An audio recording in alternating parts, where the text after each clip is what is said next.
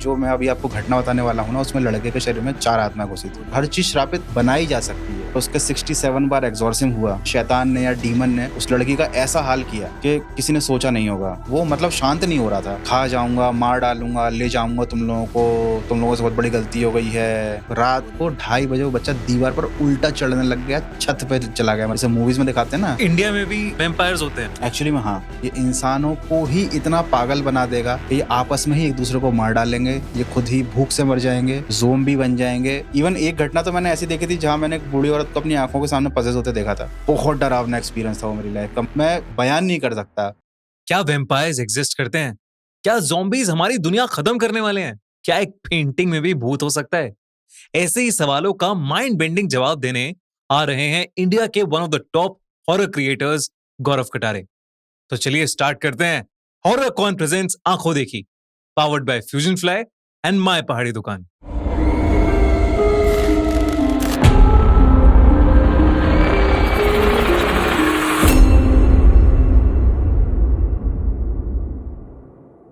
गौरव भाई, welcome to आंखों देखी पॉडकास्ट। बहुत अच्छा लग रहा है आज आप हमारे इस सेट पर आए हैं हमें हॉरर स्टोरी सुनाने। मैं सीधा आपसे सवाल पूछूंगा। आपने यूट्यूब की जब जर्नी स्टार्ट करी थी तो आपने एक मन की आवाज, एक मोटिवेशन चैनल से स्टार्ट किया था। फिर अब हम देखते हैं गौरव कटारे एक्स्ट्रा जो यूट्यूब चैनल है, उसमें एक से एक हॉरर के लेजेंड्स और एकदम डार्क चीजें हम कवर करते हैं उसमें। तो एकदम ये मोटिवेशन से हॉरर का स्विच कैसे हो गया? सो बेसिकली यूट्यूब पर आने से पहले मैं एज ए प्रोफेसर काम करता था, तो मुझे हमेशा ये कॉम्प्लीमेंट मिलता था कि सर आपकी आवाज़ बहुत डीप है। तो मैंने उसको एज ए एक्सपेरिमेंट ट्राई किया यूट्यूब पर।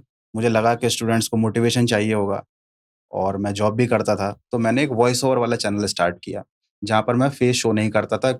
नोबडी नोज़ कि ये गौरव कटारे है। और उस चैनल को बहुत ही बहुत सक्सेसफुल रहा वो चैनल, अभी भी है। देन उसके बाद धीरे-धीरे जब मैं यूट्यूब की दुनिया में घुसा, तो मुझे हॉरर के कंटेंट में बहुत इंटरेस्ट आने लगा। हॉरर स्टोरीज़, माइथोलॉजी और ये जो भी चीज़ें रहती हैं, ब्लैक मैजिक, अर्बन लेजेंड्स, इनके बारे में धीरे-धीरे जब स्टडी की तो मुझे लगने लगा कि ये भी एक ऐसा टॉपिक है जहाँ पर मैं एक्सप्लोर कर सकता हूँ और इससे रिलेटेड कुछ ऐसा कंटेंट बना सकता हूँ जो ऑडियंस को बहुत पसंद आएगा। ऐसा लग रहा था कि एक्चुअली ऑडियंस क्रेव कर रही है इस चीज़ के लिए और बहुत कम क्रिएटर हैं यूट्यूब पर जो इस टाइप का कंटेंट उस टाइम पर बना रहे थे, जब मैंने गौरव कटारे एक्स्ट्रा चैनल स्टार्ट किया था। और वो सो चैनल एकदम से यस, मिलियंस में पहुंच गया और लोगों ने बड़ा प्यार दिया आपको हॉरर की कहानियों के लिए। बहुत प्यार दिया, बहुत प्यार एंड हम लोग भी बड़े टाइम से फॉलो कर रहे हैं। हम लोगों ने आपकी एक वीडियो देखी थी एनालीज मिशेल के ऊपर। कैसी अजीब सी बात है ना, वो उस लड़की के अंदर, छोटी सी लड़की, मतलब ज्यादा 19 हाँ, साल की, यंग लड़की थी वो। 18-19 साल की हाँ, लड़की, उसके अंदर 6 आत्माएं 6 आ गई। 6 आत्माएँ गई। क्या क्या था वो किस्सा? आपने इतनी डिटेल वीडियो बनाई है तो मैं जरूर चाहूंगा कि आप हमारी ऑडियंस को वो बताइए। देखो एनिलिस जो थी ना, वो जर्मनी की रहने वाली लड़की थी, काफ़ी यंग थी और उस वो पॉसेस्ड हो गई थी और जब उसका एक्सॉर्सिज्म किया गया तो पता चला कि उसके शरीर में 6 आत्माएँ हैं। उसके प्रूफ्स भी हैं और जब वो पॉसेस्ड थी तो उसकी हालत इतनी बुरी हो गई थी कि आप बिलीव नहीं कर सकते। इंटरनेट पर उसके रियल फ़ोटोज़ अवेलेबल हैं। जब वो सही थी तो कितनी सुंदर लगती थी और उसके बाद कह सकते हैं शैतान ने या डीमन ने उस लड़की का ऐसा हाल किया कि किसी ने सोचा नहीं होगा। फिर उसके 67 बार एग्जॉर्सिज्म हुआ। 67 बार? 67 बार एग्जॉर्सिज्म हुआ और इसी दौरान जब वो अपने घर में रहती थी तो वो ऐसा कहते हैं, मतलब ऐसा इंटरव्यूज़ वगैरह में, डॉक्यूमेंट्रीज़ में मैंने सुना है कि वो अपना यूरिन पी लेती थी, कीड़े-मकोड़े खाती थी और वो खुद को मारना चाहती थी। वो चाहती थी कि उसका शरीर खत्म हो जाए, वो अपनी ज़िंदगी से तंग आ चुकी थी। और इसी के ऊपर एक फिल्म भी बनी थी, yes, exorcism of Emily Rose. Right. इससे इंस्पायर्ड होकर बनी थी मूवी। तो ये जैसे 6 आत्माओं का आना, अ, एक फिल्म में हमने देखा, कहानी पढ़ी, तो थोड़ा बहुत दिमाग घूमता है कि ये कैसे पॉसिबल है। लेकिन ऐसी कोई कोई किस्सा आप जानते हैं जहां पे आपको लगा हो कि, मतलब, कि हाँ ये पॉसिबल है, ये हो सकता है? देखिए ये पॉसिबल तो है और ऐसा किस्सा नहीं है, एक रियल घटना है, 3 महीने पहले की है। 3 महीने पहले की? बिल्कुल 3 महीने पहले की है। मेरे एक रिलेटिव ने मुझे रात को 3 बजे कॉल करके बताया, क्योंकि वो बिलीव ही नहीं करता था इन सारी चीज़ों पर। इवन जब वो मेरा कंटेंट देखता था तो मुझसे डिस्कस करता था कि भैया आप ये सब क्या बनाते हो? भूत-वूत नहीं होते। बट जब उसने ये चीज़ अपनी आँखों से होते हुए देखी, तब एक्चुअली में उसने खुद फ़ोन लगा के बताया कि भैया ऐसी-ऐसी घटना हो गई है और मैं सच में अब बिलीव करने लग गया हूँ। लेकिन उस घटना को एक्सप्लेन करने से पहले मैं आपको बताना चाहता हूँ, जो कभी किसी यूट्यूब वीडियो में नहीं बताया गया है, एनालिस्ट के केस से रिलेटेड एक बात। वो जो केस था उसको बहुत ज़्यादा हाइप किया गया था। सबसे पहले तो उस केस के ऊपर एक बुक आई थी, देन उसके ऊपर मूवी बनी थी और ये जो केस था ना उससे नंबर्स जुड़े हुए हैं, जो लोगों को एक्साइट करते हैं कि 67 बार एक्सॉर्सिज्म हुआ, 6 आत्माएँ थी उस लड़की के अंदर, इस टाइप की चीज़ें। जबकि ये इस टाइप का जो पोज़ीशन है ये बहुत कॉमन है। ये केवल एनालिस्ट के साथ नहीं हुआ था। एक्चुअली में एनालिस्ट का केस बिगड़ गया था। उसका हुँ। बहुत लंबे टाइम तक सही इलाज नहीं हुआ जो एक्चुअली उसको मिलना चाहिए था। बहुत से लोग ये दावा करते हैं कि वो माल न्यूट्रिशन से मर गई थी, जिसको कुपोषण बोलते हैं। तो ये एक्चुअली शैतान आपको ऐसे ही मारता है। शैतान आपके सामने नहीं प्रकट होगा, जैसा मूवीज़ में दिखाते हैं। वो इसी तरीके से आपको ऐसी मौत देता है, जो बहुत भयानक होती है, दर्दनाक होती है। तो एनालिस्ट का केस बिगड़ गया था और लोगों को ये केस सुनने में इसलिए मज़ा आता है क्योंकि इसके साथ नंबर जुड़े हुए हैं। अगर सोचो इसी के साथ एक आत्मा होती, तो शायद उसको इतना ज़्यादा लोग हाइप नहीं देते, इतना ज़्यादा उनको मज़ा नहीं आता। ये एक्चुअली कॉन्सेप्ट हमारे इंडिया में है और गाँव के लोग जानते हैं, इसको सवारी बोलते हैं। सवारी। यस, सवारी। सवारी मीन्स कैरियर। हुँ। एक इंसान का शरीर सवारी बन जाता है एक प्रेतात्मा के लिए और वो दूसरी प्रेतात्माओं को बुलावा देता है कि शरीर पर कब्ज़ा करना, पोज़ीशन करना आसान है। मैं घुस चुका हूँ क्योंकि देखो जैसे इंसान इंसानों को देख सकते हैं, हुँ। प्रेतात्माएँ भी आपस में एक-दूसरे को देख सकती हैं, ठीक है? तो जब वो देखती हैं कि किसी इंसान के अंदर प्रेतात्मा चली गई है, इसका शरीर अभी कमज़ोर है, तो बाकी भी कब्ज़ा करने की कोशिश करती हैं। और ऐसा नहीं है कि एक शरीर में एक ही आत्मा घुस सकती है। जैसे एनेलिस के शरीर में 6 आत्माएँ घुसी थी, मैं विश्वास करता हूँ जो मैं अभी आपको घटना बताने वाला हूँ ना, उसमें लड़के के शरीर में 4 आत्माएँ घुसी थी। आज से 3 महीने पहले रात को करीब 3 बजे मुझे फ़ोन आया रोहित का, रोहित शाक्या, मेरा रिलेटिव लगता है वो, झांसी में रहता है।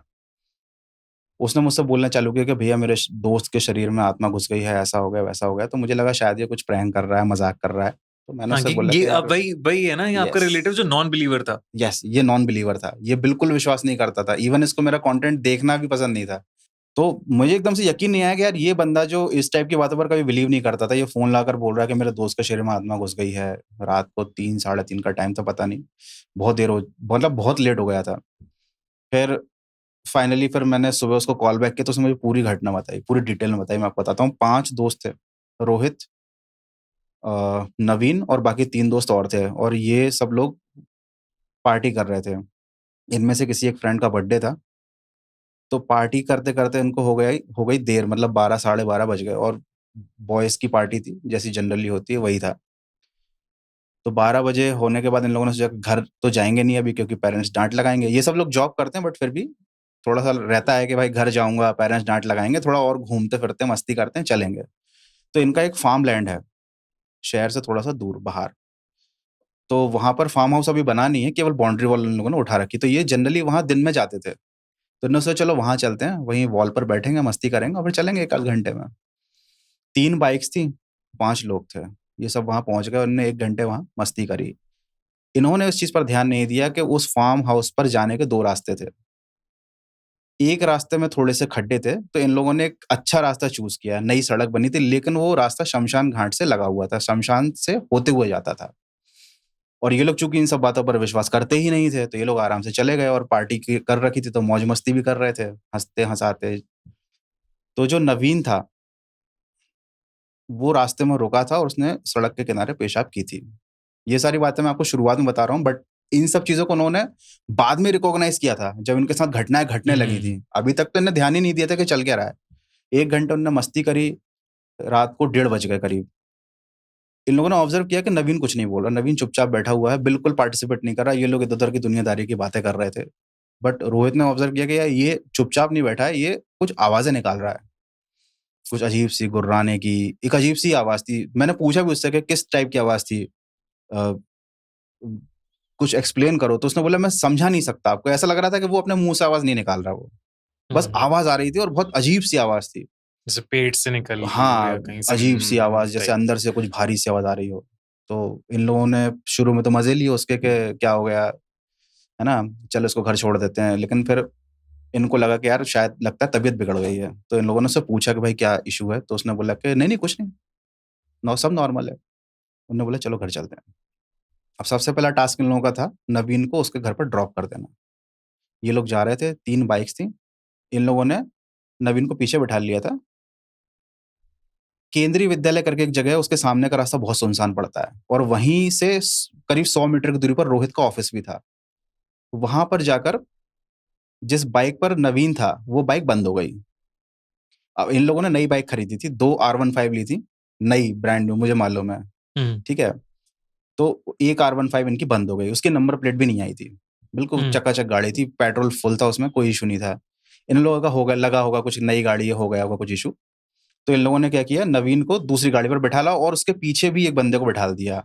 और रोहित ने क्या किया कि वो जो बाइक बंद हो गई थी, वो ऑफिस 100 मीटर दूर था, तो उसने धक्का लाकर गाड़ी वहां पर लगा दी। अब बाइक हो गई 2, एक बाइक पर 3 लोग आ गए और एक बाइक पर 2 लोग। जैसे ही बाइक आगे बढ़ी जिस पर नवीन बैठा था बीच में, बाइक थोड़ी आगे चल के फिर बंद हो गई। ये दूसरी बाइक है। दूसरी वाली बाइक बंद हो गई।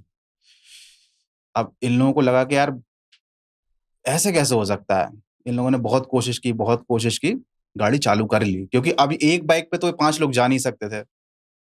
गाड़ी इन लोगों ने आगे बढ़ाई, पता नहीं सडनली क्या हुआ, जो बाइक चला रहा था बंदा, बता रहा हूँ, वो 6 फीट हाइट थी उसकी, अच्छा खासा मतलब पावरफुल बंदा था। और ये जो नवीन था ना, बहुत दुबला पतला लगा था, बिल्कुल सूखा।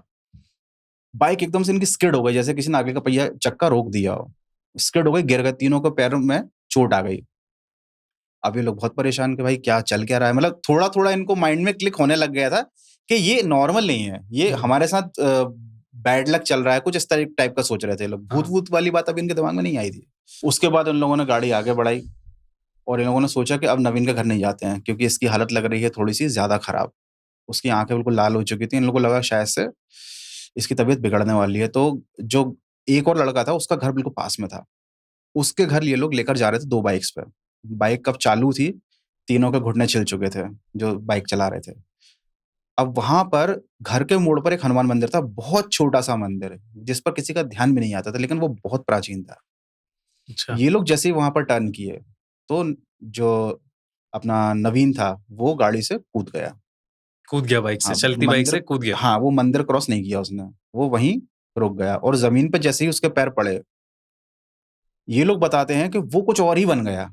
मतलब वो नवीन जिसको ये जानते थे, एक दुबला-पतला लड़का, एक शांत स्वभाव का लड़का, उसके शरीर में इतनी अलग एनर्जी आ गई थी कि ये लोग डर गए। वो इतनी ज़ोर-ज़ोर से चिल्लाने लगा, इन लोगों से ऐसी बातें करने लगा कि तुम सबको साथ लेकर जाऊँगा, आज तुम लोग नहीं बचोगे और मैं यहाँ से आया हूँ। वो बता रहा अपने बारे में कि मैं केंद्रीय विद्यालय से आया हूँ, ये है, वो है। और वो इतनी ज़ोर-ज़ोर से 2-2 3-3 आवाज़ों में चिल्ला रहा है, तो आस-पास के लोग जाग गए 2-3 आवाज़ों में चिल्ला रहा है। और उसने अपना सर दीवार से मारना शुरू कर दिया, खुद को हार्म पहुँचाने के लिए। तो इतना चीखना-चिल्लाना हुआ, तो और रात के करीब बज गए थे अपने 2 ढाई बज गए होंगे इस ये सब होते-होते। सब लोग निकल कर आ गए, सब लोग अपनी बालकनियों से झाँक रहे कि क्या नाटक चल रहा है ये, है ना? यहाँ पर ये सब माहौल चल रहा था, तो रोहित ने क्या किया, जिस लड़के के घर पे ले जा रहे थे, उनको उसके मम्मी-पापा को कॉल करके बुला लिया। अब ये 4 लड़के और उसके घरवाले मिलकर एक छोटे से बच्चे को, मतलब छोटा सा बच्चा तो नहीं कह सकते, 50 किलो तो वेट होगा ही उसका, है ना? दुबले-पतले से को खींच नहीं पा रहे हैं मिलके सब लोग, उसको मंदिर क्रॉस नहीं करवा पा रहे हैं। ये लोग बता रहे थे कि उसके अंदर इतनी ताकत कैसे आ गई, मतलब वो हिल नहीं रहा था। ऐसा लग रहा था कि इतना वज़न है उसमें। इन लोगों ने कोशिश की कि जैसे उसको नीचे से उसको उठा लो और उठा के सीधे घर में ले चलो, क्योंकि यहाँ तमाशा हो रहा है और ज़्यादा देर तक चला तो शायद लोग पुलिस को भी बुला लें। और ये लोगों ने थोड़ी-सी ड्रिंक कर रखी थी, तो इन लोगों को थोड़ा डर भी लग रहा था। तो फाइनली फिर जैसे-तैसे करके इसको उठा के ये लोग ले गए घसीट-घसीट के, जैसे-तैसे करके। लेकिन घर में वो शांत नहीं बैठ रहा। घर में एक बड़ा-सा आँगन था, सिर दीवारों पर मारना, चीज़ें तोड़ना-फोड़ना, चिल्लाना, एक अलग ही एनर्जी से, तो घर के लोग भी डर गए। तो सबने क्या किया कि इसको पकड़ के खटिया से बाँध दो। 2 लोगों ने उसके पैर पकड़े, अलग एक-एक पैर को 2-2 लोगों ने पकड़ा, हाथ पकड़े और भाई तीसरे बंदे ने बाँधना चालू किया और उसको पूरे घर की जितने दुपट्टे-वुपट्टे थे, रस्सी ऐसे जनरली घर में तो मिलती नहीं है। दुपट्टे, साड़ी जो मिला उससे पूरा हाथ-पैर खटिया से उसको बाँध दिया और वो मतलब शांत नहीं हो रहा था। खा जाऊँगा, मार डालूँगा, ले जाऊँगा तुम लोगों को, तुम लोगों से बहुत बड़ी गलती हो गई है, अब देखता हूँ ये वो। बोले उसको ऐसा ऐसा क्या मतलब नशा था, ऐसा क्या फितूर था, ये लोग समझ गए। अब इनको यकीन आ गया कि ये कुछ सुपरनैचुरल है। मतलब अब कोई डाउट वाली बात ही नहीं थी और चूँकि जिसके घर पे ले गए थे, उनके मम्मी-पापा ने बोला कि इसके ऊपर एक साया है। अब इन लोगों ने सारे फ्रेंड्स को फ़ोन लगाना शुरू किया। तो रोहित का फ्रेंड सर्कल एक्चुअली में बहुत बड़ा है, तो सभी को उसने कॉल लगाया कि भाई ऐसा-ऐसा कांड हो गया है, कुछ उपाय बताओ, कुछ सॉल्यूशन बताओ। क्योंकि अब देखो, जनरली अपने कॉन्टैक्ट में ऐसे तांत्रिक थोड़ी रहते हैं कि हुँ। भाई मेरे घर में साँप निकल आया है, तो साँप मारने वाले का नंबर इंटरनेट पे है, लेकिन तांत्रिक वाले के किसी का नंबर हाँ। किसी के पास नहीं होता है। इवन हम बिलीव भी नहीं करते कि ये फ्रॉड ही होंगे। फिर भी जैसे-तैसे करके 1-2 लोगों के नंबर निकाल ले, उन लोगों ने फ़ोन पे बताया कि भाई नींबू से ये करो, उसके माथे पर ये लगा दो, कपूर लगा दो, और मतलब जो भी टोटका लोगों ने बताया सब किया, सब फेल। फिर फाइनली एक फ्रेंड ने सजेस्ट किया, एक मुस्लिम अंकल हैं, उसके मामू लगते थे, वो लड़का भी मुस्लिम था। तो बोला मेरे मामू हेल्प कर सकते हैं, तो आप कॉल लगा लो, ये नंबर है। उन्होंने फ़ोन लगाया, रोहित ने पूरा किस्सा बताया। किस्सा बताते-बताते ही उसके मामू, वो जो मामू थे, है ना? उन्होंने बोला कि तुम लोगों की गाड़ी रुक गई थी क्या? बंद हो गई थी क्या? बोले हाँ, हाँ। कहने लगा तुम्हें ऐसा लगा था कि उस गाड़ी को किसी ने आगे से रोका, गिरी थी, एक्सीडेंट हुआ था? बोले नहीं, वो नहीं, दूसरी हुई थी। तो उन्होंने मतलब, रोहित बोल रहा कि यार मैं कैसे बिलीव ही नहीं कर सकता कि एक आदमी जिससे मैंने लाइफ में पहली बार बात की, रात को 3 बजे मैंने उसको फ़ोन लगाया, उसने फ़ोन उठा लिया और उसको मालूम है कि ऐसा-ऐसा हो गया। हुँ। तो उसने ये बोला कि देखो बेटा, रात के इतने इस टाइम पे मैं बाहर नहीं निकलता, क्योंकि मुझे ये सब चीज़ों का नॉलेज है। हुँ। तो मैं यहीं से उसको शांत कर देता हूँ। इतना शांत कर दूँगा कि वो सो जाएगा, तुमको परेशान नहीं करेगा, लेकिन सुबह उसको जैसे ही सूरज उगे, तुरंत मेरे पास लेकर आना है। एक्चुअली उनका घर 20-30 किलोमीटर दूर था और रात में वो निकलना अवॉइड ही करते हैं। हुँ। तो इन लोगों ने बोला ठीक है, वो बोले उसके हाथ पर बंधे रहने दो। फिर उन्होंने कुछ चीज़ें मँगाई टोटका करने के लिए, सरसों का तेल, नींबू और जो भी चीज़ें होती हैं, और उन्होंने बोला कि इस फ़ोन को स्पीकर पे रख के इसके कान के पास रखे रहना।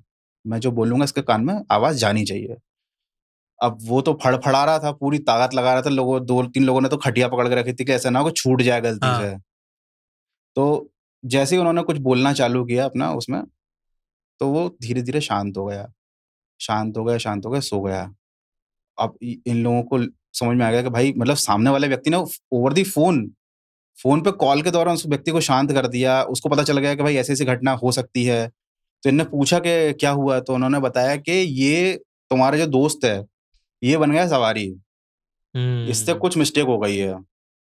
तो इसने क्या-क्या किया था?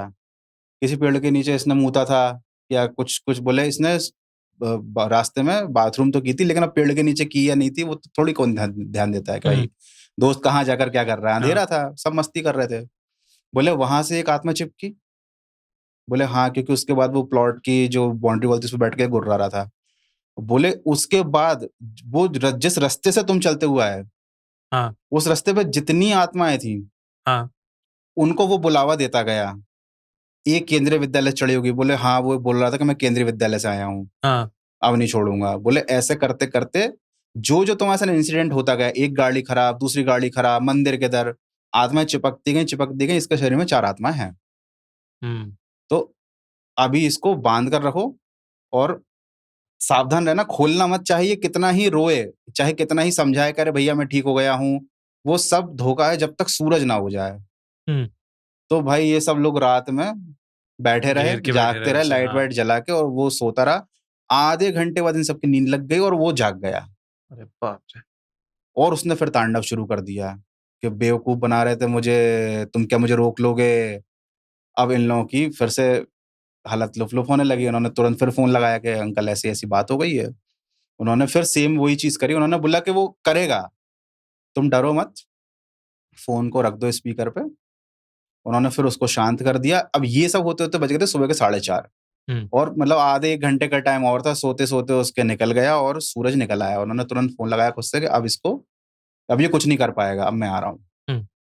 फिर वो आए, उन्होंने उसकी झाड़-फूँक करी, पूरा एक-एक चीज़ बताई, समझाई, और उन्होंने ये चीज़ क्लियरली बोली कि कभी भी रात में ऐसी अनजान जगहों पर, खासकर शराब पीकर, नहीं आना, श्मशान घाट के पास निकलना अवॉइड करो।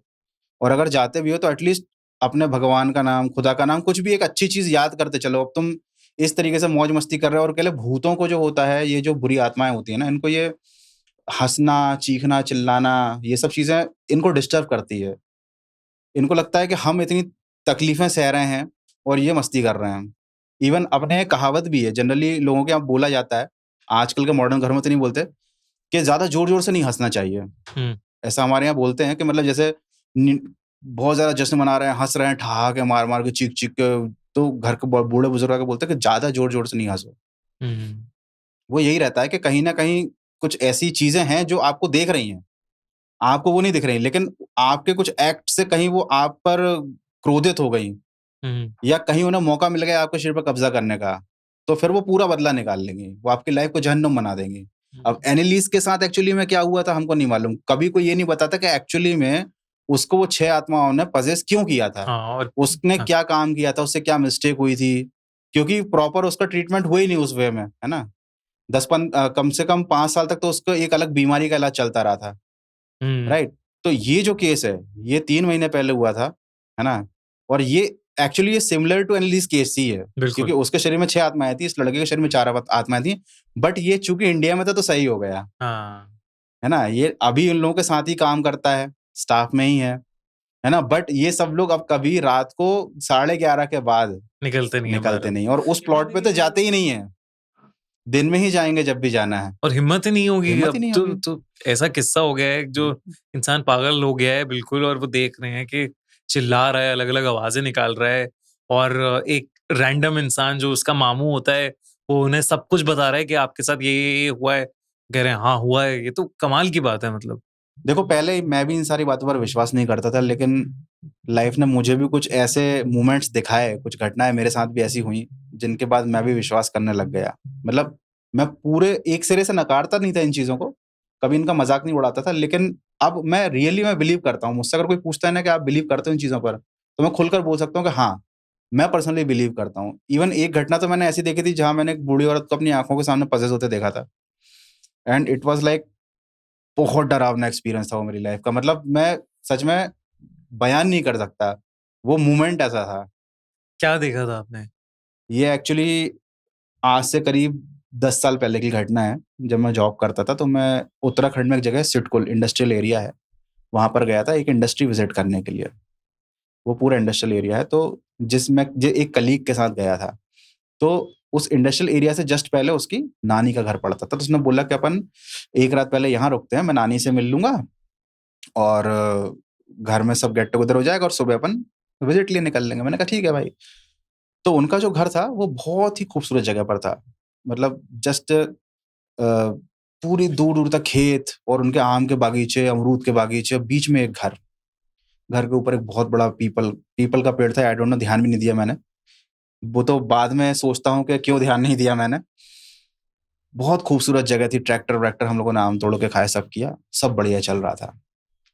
जैसे ही सूरज ढला, वो पूरी जगह अंधेरे में डूब गई। ना स्ट्रीट लाइट, ना लाइट, ना कुछ। एक जनरेटर था, जिससे एक छोटा-सा बल्ब जल रहा था बस तो घर में। पूरा पहाड़ी एरिया था? पहाड़ी एरिया था। तो और क्या था कि लाइट भी आ रही थी, जा रही थी, बट एक मोमेंट ऐसा है लाइट जा ही चुकी थी और हम सब एक्चुअली मेरा फ्रेंड और जो घर के लोग थे, हम लोग थोड़ा-सा बाहर निकल गए थे घूमने-फिरने, क्या होता है, मैं गाँव घुमाते हैं, लोगों से मिलाते हैं। तभी इनको फ़ोन आया घर से कि दा नानी को कुछ हो गया है। तो ये सब भागते हुए आए। तो मुझे थोड़ा-सा वियर्ड लगा, मैंने कहा नानी को कुछ हो गया है हुँ, और ये सब ऐसे एकदम, मतलब एक्चुअली हम लोग होटल पे खाने ही बैठे थे, ऑर्डर दिया ही था और ये सब उठ के चल दिए। हुँ। तो मैं थोड़ा-सा सोच रहा कि यार वो रेस्टोरेंट वाला क्या सोचेगा? सब बोल देते हाँ, हैं कि यार भैया ऐसा बोलो, तो सब उठ के गाड़ी में बैठ गए, मैं भी बैठ गया, चलो, चलो चलते हैं। पहुँचे तो जिन नानी ने हमारा स्वागत किया था, गले लगा, बहुत बूढ़ी थी वो, बहुत अच्छे से बात कर रही थी। भाई मैं आपको पहले घर का स्ट्रक्चर समझा देता हूँ। ऐसा सी टाइप में घर था हुँ, और पूरा बीच में पूरा मैदान था और एक पेड़ लगा हुआ था, हुँ, नीम का, बड़ा घना-सा। तो वहाँ नीचे खटिया रखी थी, उसपे दादी खड़ी थी, सफ़ेद साड़ी पहने और हल्की-हल्की लालटेन की लाइट जल रही थी और उनकी आँखें पूरी फ्लिप हो गई थी, व्हाइट थी हुँ, और वैसे ही बूढ़ों का चेहरा थोड़ा-सा डिम लाइट में डरावना लगता है और वो तो ऐसे एक्सप्रेशन दे रही थी, अलग आवाज़ में बोल रही थी कि जैसे वो एक कोई चुड़ैल हो। हुँ। ऐसे ही अलग बात चल रही थी एकदम कि वही जो मैंने आपको सेम बताया कि मैं मार डालूँगी, खा जाऊँगी, ये वो है।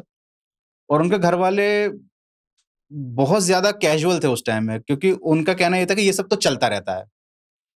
ये सब तो होता रहता है। मैंने जब घर के अंदर कदम रखा और मैंने वो नज़ारा देखा तो पहले मुझे मन लग गया कि मैं वापस पलट कर भाग जाऊँ।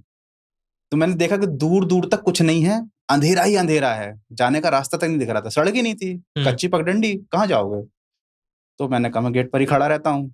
हाँ, उसका दिन लोगों ने एक टोटका किया, ऐसा बोलते हैं कि चम्मच से मुँह खोला जाता है, ऐसा कुछ करते हैं, वो सब किया। दादी को पकड़ के इन लोगों ने सबने वही खटिया पे सबने पकड़ के रख दिया, बाँध दिया, वही सब। उसके बाद एक बंदे को बुलाया, उस बंदे ने पूरे घर की जाँच-पड़ताल की और उसने कुछ टोटके का नमक रहता है, वो बहुत चिपचिपा सा नमक रहता है, वो निकाला कि ये कोई रख के गया है घर में। और उसके बाद उसने झाड़-फूँक करी और दादी को शांत कर दिया।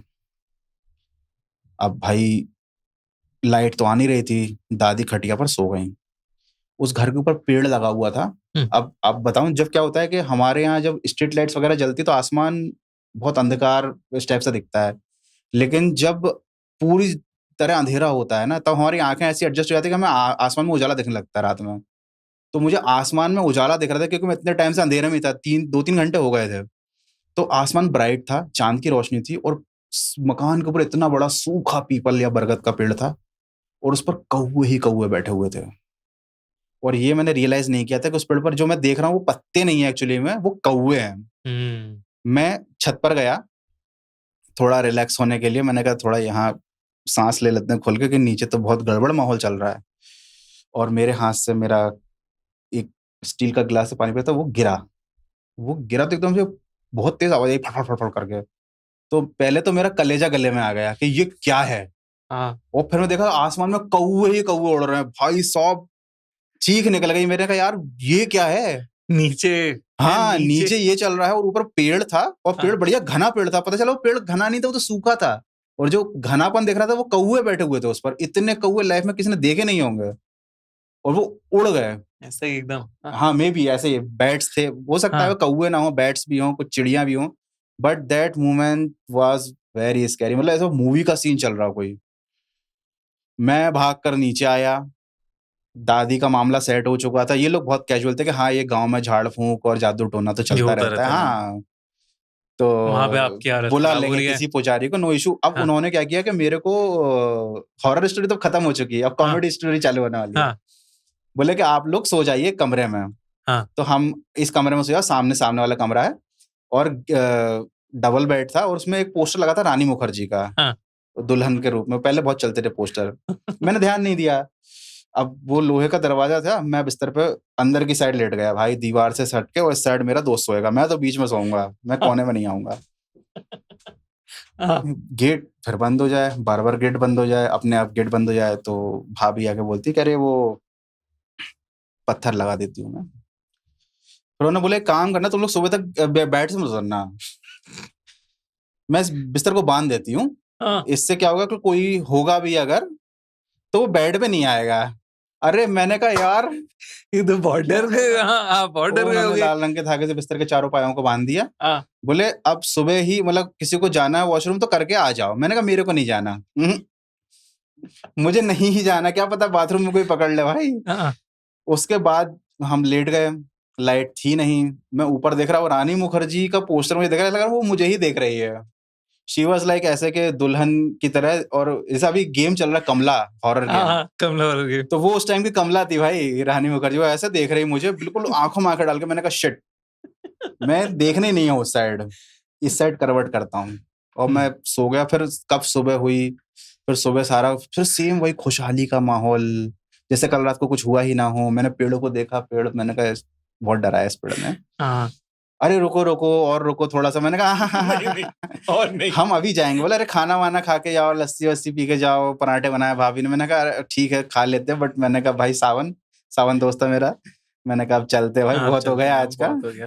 इससे ज़्यादा और नहीं ले पाऊँगा मैं। इससे नहीं ले पाऊँगा। जैसे तो सो तो गया वो सब, और नहीं। वो फर्स्ट एक्सपीरियंस था भाई, बहुत मतलब समझ में आ गया कि ऐसा हल्के में नहीं लेना इन सब चीज़ों को।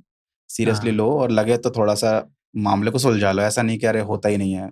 होता ही नहीं है, बिल्कुल ठीक बात है। इवन एक्चुअली क्या है, जो लोग साइंस पे बहुत ज़्यादा बिलीव करते हैं ना, वो सिरे से नकारते हैं। जबकि एक्चुअली ये भी हो सकता है किसी तरीके का साइंस जो अभी तक एक्सप्लोर ही नहीं हुआ है। बिल्कुल। है ना? सो जो चीज़ समझ में नहीं आती, हमेशा ऐसा नहीं है कि वो एग्ज़िस्ट नहीं करती हैं। जैसे आपने वैम्पायर्स के ऊपर भी वीडियोज़ बनाई हुई हैं, तो वैम्पायर्स भी आप मानते हो कि होते हैं? एक्चुअली में हाँ। इसके पीछे एक बहुत लॉजिकल रीज़न देता हूँ मैं आपको। आपने पिरामिड्स और इजिप्ट कल्चर में देखा होगा, ऐसे ह्यूमन्स रहते थे जो आधे जानवर जैसे थे। किसी का ईगल का सर है, किसी का शेर का सिर है। बिल्कुल। हाइब्रिड ह्यूमंस जिनको बोलते हैं, एडवांस टेक्नोलॉजी वाले। हमारे यहाँ भी वो थे, एक अवतार थे, नरसिंह अवतार, जो शेर जैसे थे।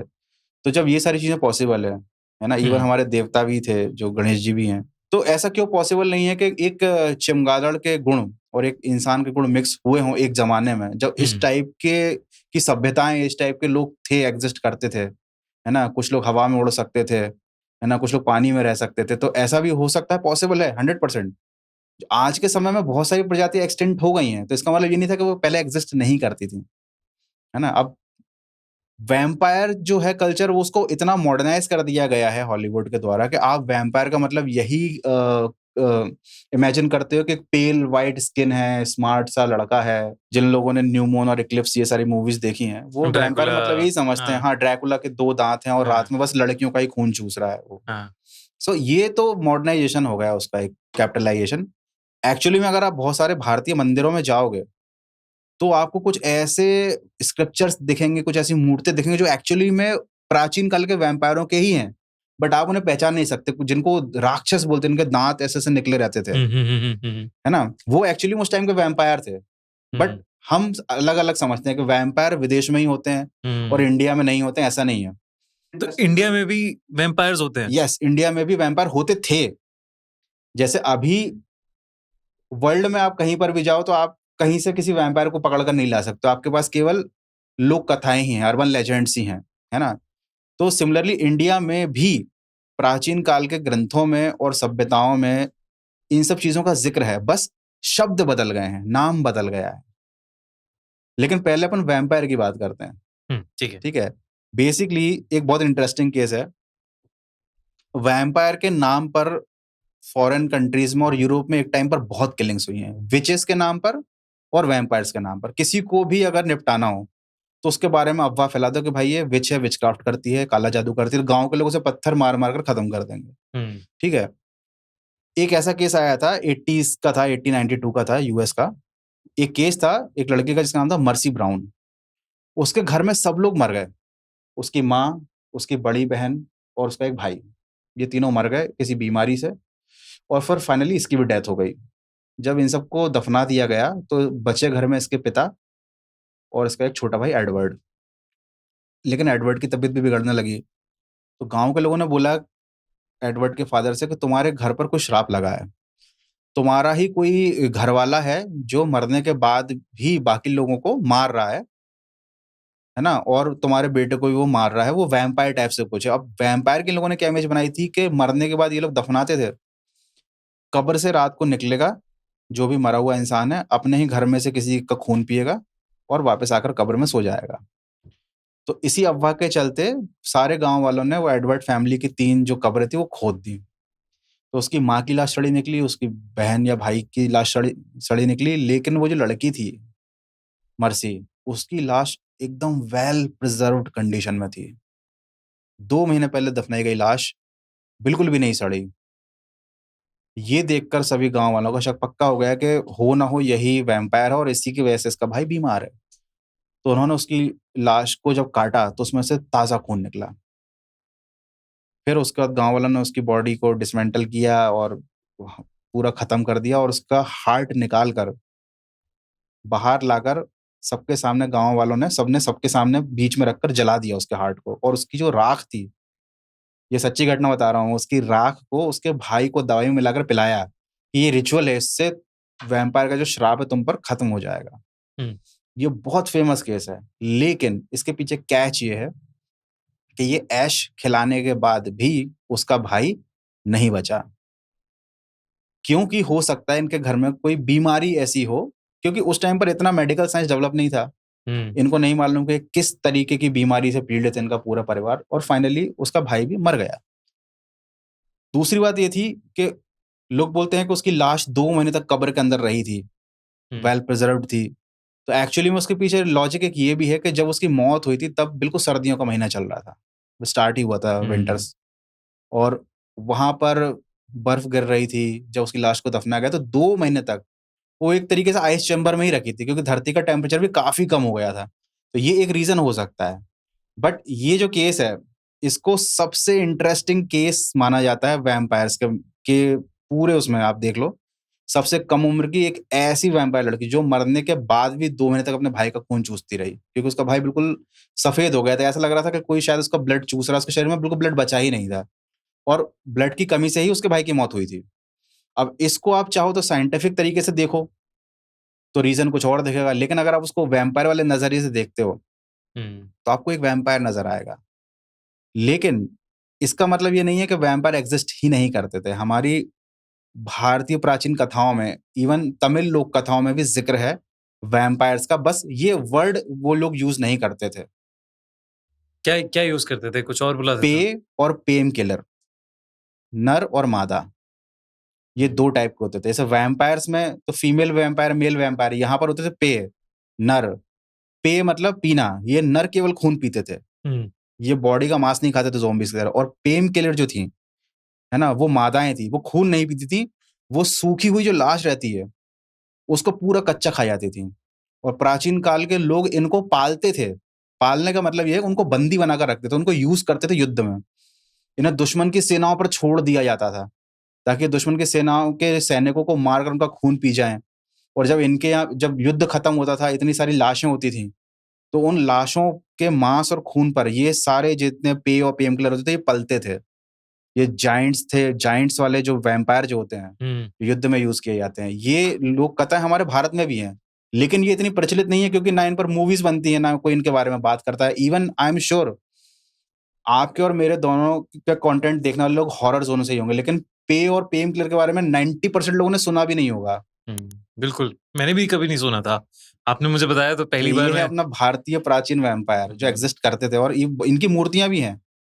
जैसे हमारे देवताओं की मूर्तियाँ मंदिर में, कि भाई उनका रूप कैसा था, कैसे दिखते थे, वैसे पेय और पेम किलर भी आप इंटरनेट पर सर्च करोगे, आपको मिल जाएँगे। अच्छा, और वैम्पायर जो वर्ड है, ये 2 टर्म से मिलकर बना है, वैम और पीआईआर पिर, ठीक है? हंगेरियन वर्ड होते हैं, ब्लड और ड्रिंक, खून पीने वाला। यही शब्द सिमिलरली हमारे लोक कथाओं में भी यूज़ किया जाता है, और इसको कहा जाता है रक्त पिपासु। रक्त पिपासु पिपासु। मतलब जो रक्त का प्यासा हो। हुँ। तो ये सिमिलरली बिल्कुल वैम्पायर की तरह है ना? और इनके पीछे के ओरिजिन की कोई स्पेसिफिक कहानी नहीं है। ऐसा कहा जाता है कि ये देवता के श्राप की वजह से हुँ। कुछ स्पेसिफिक कबीले के लोग खून के प्यासे बन गए थे, हुँ। जिनको फिर लोग यूज़ करते थे। श्रापित चीज़ों की जब हम बात करते हैं, तो आप मानते हो चीज़ें भी श्रापित होती हैं? बिल्कुल। ऑब्जेक्ट्स भी श्रापित होते हैं, पेंटिंग्स हैं, किताबें हैं, रिंग्स हैं, कितनी सारी चीज़ें हैं। जी, बिल्कुल विश्वास करता हूँ, और लेकिन उस तरीके से नहीं जिस तरीके से लोग समझते हैं। श्रापित का मतलब ये नहीं होता कि उस चीज़ के अंदर से भूत निकल कर आ जाएगा या फिर वो चीज़ श्रापित है। एक्चुअली में हर चीज़ अपने अंदर एक एनर्जी को एब्ज़ॉर्ब करती है। चाहे वो ये माइक हो, ये कोई पेंटिंग हो या हमारे कपड़े हों, है ना? हर चीज़ वाइब्रेशंस से बनी है, एनर्जी से बनी है, एटम से बनी है, ये सारी चीज़ें तो जानते हैं, डीप में नहीं आएँगे। तो चाहे पेंटिंग हो, चाहे बुक हो, कोई भी चीज़ जिसके साथ नेगेटिव एनर्जी एसोसिएट हो जाती है, वो आपके लिए श्रापित है। उसका इफ़ेक्ट आपको कितना ज़्यादा या कम दिख रहा है, वो हमको नहीं पता। हुँ। मैं एक बहुत छोटी-सी बात कहूँगा, ये हॉरर के टॉपिक से अलग जा रही है, एक सोशल मैसेज टाइप का है। बहुत से लोगों को ये कहते सुना है कि भाई नॉन-वेज मत खाया करो, क्योंकि जब जानवर को मारते हैं, तो उसके शरीर में जो हार्मोन्स रिलीज़ हो रहे होते हैं, डर के, भय के, मृत्यु के, वो कहीं न कहीं उसके बॉडी में रहते हैं, और वो चीज़, वो एक डेड बॉडी आप अपने शरीर के अंदर लेकर घूम रहे हो। तो वो एनर्जी थोड़ी देर के लिए आपके साथ एसोसिएट होती है ना? अब कितने लोग इस चीज़ पर विश्वास करते हैं, कितने विश्वास नहीं करते, वो एक मैटर ऑफ चॉइस ठीक? लेकिन ये चीज़ें इस तरीके से काम करती हैं, है ना? आप कैसे एक जगह से कपड़े लाकर पहन रहे हो, लोग कपड़ों का यूज़ करके काला जादू कर देते हैं। लोग खाने में चीज़ें मिला देते हैं, लोग बाल काट कर उससे वुडू डॉल की तरह यूज़ करते हैं। तो हर चीज़ की एनर्जी का मिसयूज़ किया जा सकता है, और हर चीज़ श्रापित बनाई जा सकती हुँ। है ना? अब जैसे कि आपने बात निकाली कि क्या चीज़ें भी श्रापित हो सकती हैं, वैसे ये पेंटिंग्स लगी हुई हैं इतनी सुंदर-सुंदर। दुनिया में ऐसी 10 तस्वीरें हैं जो सबसे ज़्यादा श्रापित मानी जाती हैं, क्योंकि उन्हें जिस भी घर में लगाया जाता है, उस घर में कुछ न कुछ मिसहैपनिंग हो जाती है। घर में आग लग जाना, घर के सदस्यों का बीमार पड़ जाना, उनकी असमय मौत हो जाना। एक तस्वीर है, इसका नाम है the anguished man. Anguish man. Yes. और इस तस्वीर को किसने बनाया है ये नहीं पता, लेकिन इसके जो ओनर हैं सीन रॉबिन्सन, उन्होंने इस तस्वीर को अपने घर में सेफ लॉक करके रखा है क्योंकि वो जानते हैं कि ये तस्वीर श्रापित है। और उसके पीछे रीज़न ये है कि जब उनकी दादी की मौत हुई थी, तब दादी ने मरने से पहले उनको ये तस्वीर सौंपी थी और कहा था कि ये दुनिया में बाहर नहीं जानी चाहिए। ये तस्वीर श्रापित है। और उनकी दादी ने ये भी बताया था कि जिसने ये तस्वीर बनाई है, उसने तस्वीर को रंग करते समय अपना खून उस रंग में मिलाया था। उसने बहुत ही दुःख में, एक अलग टाइप की सोच में इस तस्वीर को बनाया। आप अगर इसका फ़ोटो लगाते हैं, तो लोग भी देख पाएँगे कि एक दर्द में तड़पते हुए इंसान की तस्वीर है, जैसे किसी को नरक की आग में जलाया जा रहा हो, एक ऐसा इंसान। तो एक इंसान के खून से बनी हुई तस्वीर है। ये तस्वीर उनकी दादी को कैसे मिली, इसके बारे में उन्होंने कभी किसी को नहीं बताया क्योंकि वो नहीं चाहते कि लोग इसकी गहराई में जाएँ। और इतने सारे म्यूज़ियम्स ने उनको मिलियंस ऑफ डॉलर के ऑफ़र दिए हैं। इवन जहाँ पर एनाबेल डॉल रखी हुई है, उस म्यूज़ियम वाले ने भी सीन को ऑफ़र दिया था कि ये पेंटिंग आप हमारे उसमें रख दीजिए म्यूज़ियम में। बट उन्होंने मना किया कि मैं चाहता ही नहीं हूँ कि ये तस्वीर कोई अपनी आँखों से देखे। बहुत ज़्यादा रिक्वेस्ट करने पर उसकी फ़ोटोज़ जो हैं, वो इंटरनेट पर एक फ़ोटो ही है बस, एक बार उन्होंने अलाउ किया था, बस वो फ़ोटो इंटरनेट पर है। और उन्होंने ये भी बताया था कि जब वो तस्वीर दादी ने उन्हें हैंडओवर की थी, उसके बाद से करीब 1 साल तक उनके घर में भी पैरानॉर्मल एक्टिविटी होती रही। एक अनजान साये का घर में दिखना, चीज़ों का अपने आप जगह से हिल जाना, काँच के ग्लास टूट जाना, अजीब-सी दीवारों को स्क्रैच करने की रात में आवाज़ें आना और जिस बेसमेंट में उस तस्वीर को रखा गया था, वहाँ से एक आदमी के चीखने की आवाज़ आती थी। लेकिन उन्होंने हार नहीं मानी। उन्होंने कुछ क्या बोल सकते हैं फादर्स के साथ मिलकर, प्रीस्ट के साथ मिलकर उस तस्वीर को ऐसा लॉक किया, कुछ ऐसे रिचुअल्स किए कि फाइनली आज उनके घर में वो तस्वीर है बट उसका कोई बैड इफ़ेक्ट नहीं है। हुँ, ये है story the most haunted picture of the world की। वाओ! और ऐसी एक नहीं, ऐसी इसके अलावा 9 और हैं। बाप रे! और किताबें भी कर्स्ड होती हैं? यस। सी देखिए, जैसा मैंने आपको बताया ना वाइब्रेशंस के बारे में, सेम चीज़ जो चीज़ अपनी पिक्चर्स पे इम्प्लीमेंट होती है, सेम वही चीज़ बुक्स के साथ होती है। बुक्स ज़्यादा हॉन्टेड हो सकती हैं, क्योंकि तस्वीर को केवल आप देखते हो, बुक को आप पढ़ते हो और बुक में लिखे वर्ड्स को आप अपने मुँह से दोहराते हो। जैसे कि हुँ, कोई अच्छी बुक है, उसमें कोई पॉज़िटिव सा मंत्र लिखा हुआ है। आप भी जानते हैं ये तो बहुत कॉमन हो गई आजकल के मंत्र जो हैं, वो बेसिकली वाइब्रेशन क्रिएट करते हैं। हम जब बोलते हैं तो एनवायरनमेंट में एक वाइब्रेशन क्रिएट होता है और उसकी वजह से मंत्र का एक इफ़ेक्ट बनता है। जैसे गायत्री मंत्र आप बोलोगे तो कुछ पॉज़िटिव ही होगा, है ना? हनुमान चालीसा बोलोगे तो कॉन्फिडेंस आएगा, डर नहीं लगेगा। सोचो अगर ऐसी ही बिल्कुल नेगेटिव बुक आपके पास है और उसमें कुछ ऐसे मंत्र लिखे हैं, हुँ। जिन्हें अगर आप बोलते हो तो उल्टा इफ़ेक्ट होगा। नेगेटिव एनर्जी आपकी तरफ अट्रैक्ट होगी, नेगेटिव वाइब्रेशंस क्रिएट होंगे। तो बुक्स ज़्यादा हॉन्टेड होती हैं। अगर इस तरीके की बुक्स को कोई पढ़ता है या उसमें लिखे गए मंत्रों का उच्चारण करता है, तो हो सकता है वो इंसान ही पॉसेस्ड हो जाए।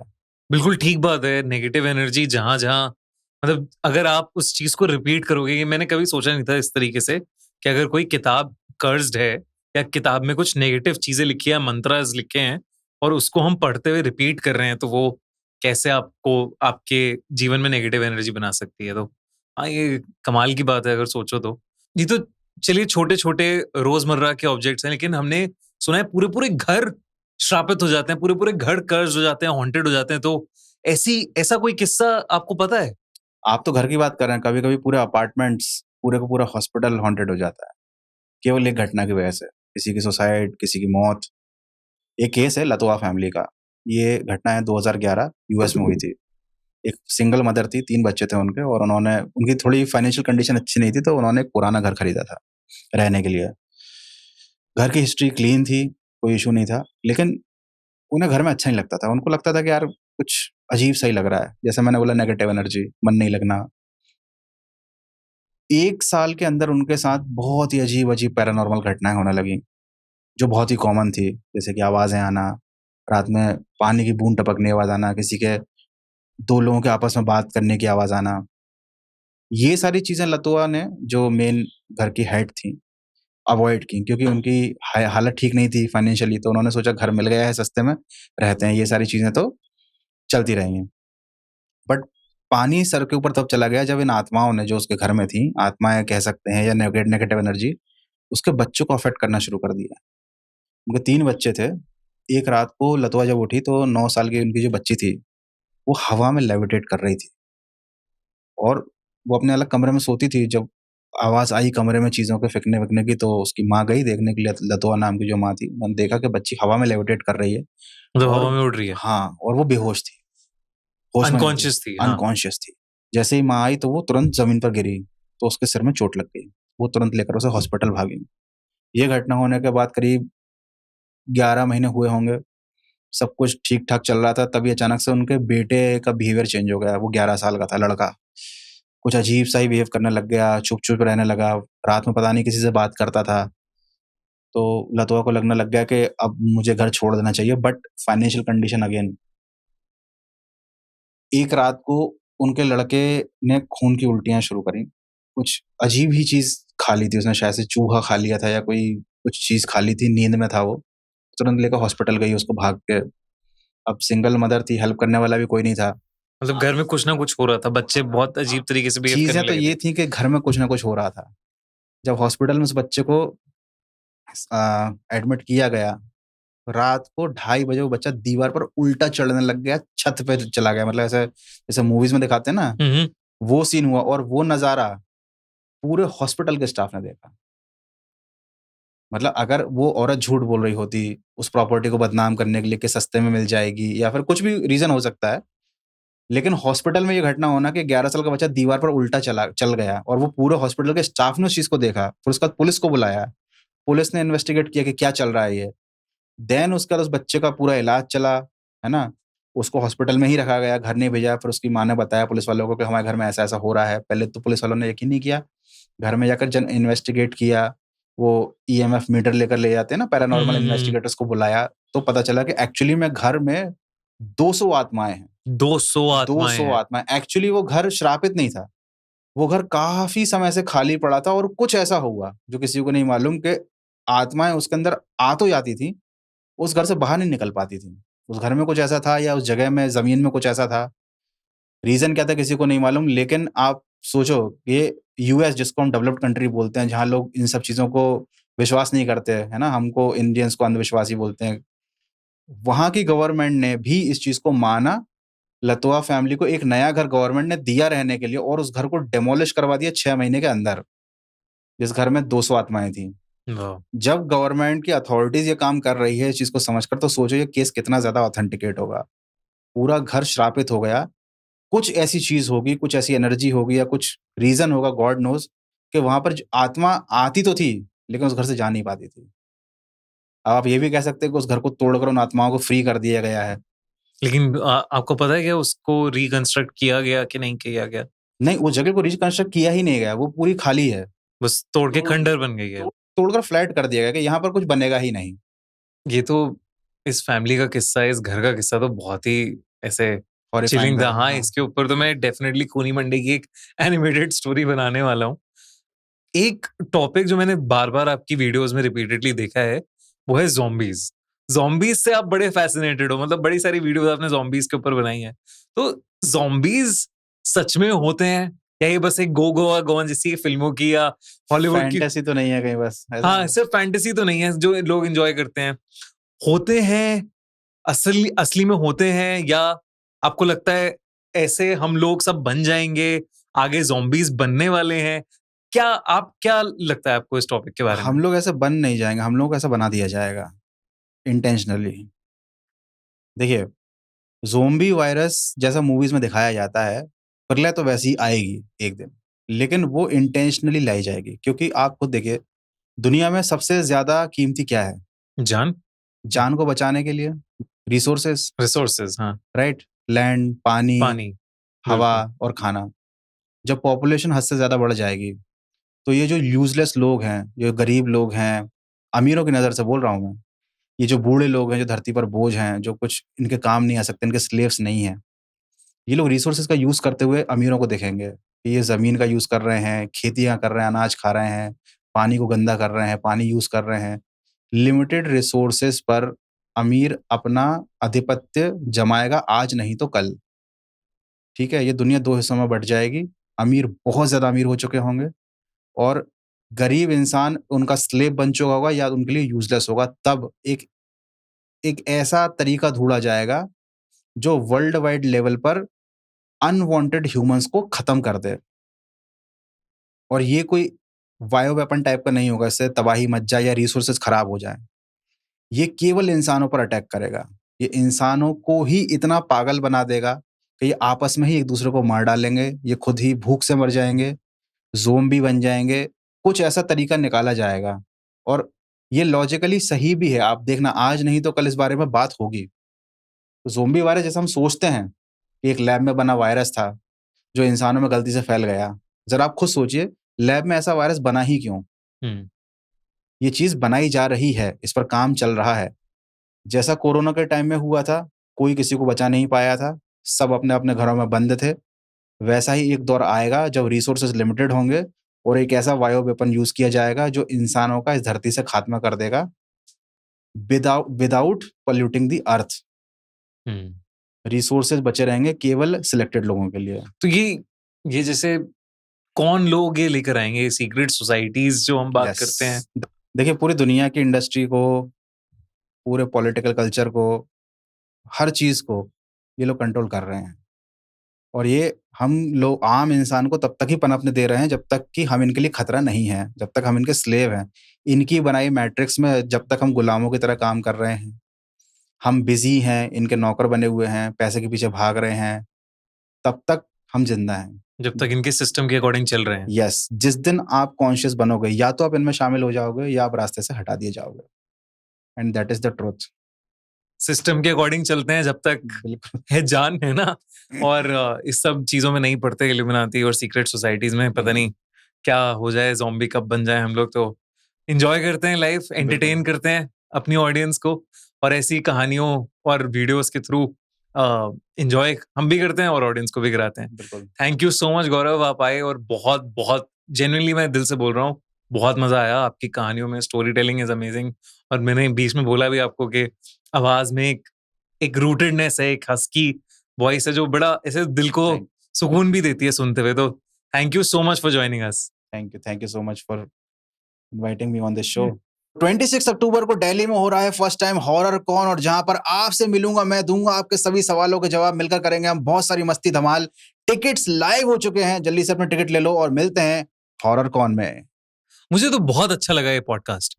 अगर आपने गौरव कटारे को अभी तक यूट्यूब पर चेकआउट नहीं किया है तो आप उनके चैनल पर जा सकते हैं और उन्हें चेकआउट कर सकते हैं। गौरव स्पेशली आज भोपाल से हमारे स्टूडियो में हमारे साथ शूट करने आए थे। ये पॉसिबल हो पाया हमारे ट्रैवल पार्टनर फ्यूजन फ्लाई की वजह से। इनफैक्ट अगर आप भी अपना ट्रैवल प्लान कर रहे हैं तो आप भी फ्यूजन फ्लाई यूज कर सकते हैं। बहुत ही अफोर्डेबल रेट्स और बहुत ही अच्छी कस्टमर सर्विस।